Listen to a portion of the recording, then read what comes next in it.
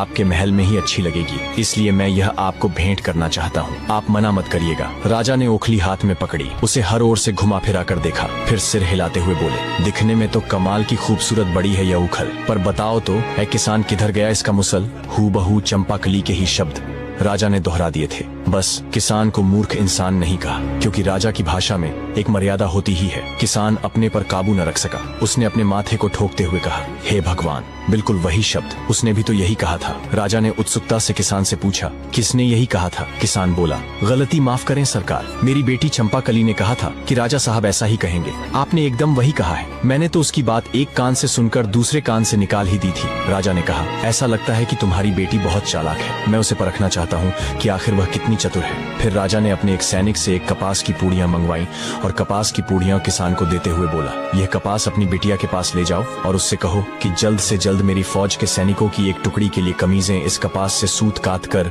बुनकर, सिलकर भेज दे। सैनिकों को कमीजें जल्द से जल्द चाहिए। किसान ये सुनकर स्तब्ध रह गया, पर वह करता भी क्या? राजा से बदतमीजी तो हो नहीं सकती थी। उसने चुपचाप कपास की पुड़िया थैले में डाली और राजा को सलाम ठोक कर वहाँ से घर की ओर चल पड़ा। ओखली के बदले किसी उपहार की आशा तो बेकार ही थी। सजा नहीं मिली, यही बहुत था उसके लिए। घर पहुंचकर वह बेटी से बोला, बेटी चंपाकली, तुम्हारे बुरे दिन आ गए।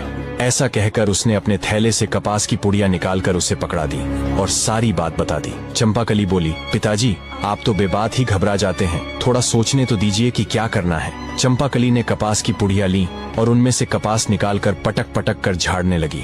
जैसा कि आप लोग भी जानते हैं, अगर कपास चाहे कितनी भी कुशलता से ओटी गई हो, एक आध बिनौले तो उसमें छूट ही जाते हैं। झाड़ने पर कपास में से 2 बीज नीचे गिर पड़े। चंपाकली ने उन्हें उठा लिया और जाकर दोनों बीज अपने पिता को देते हुए बोली, पिताजी, आप सीधे महल वापस जाइए।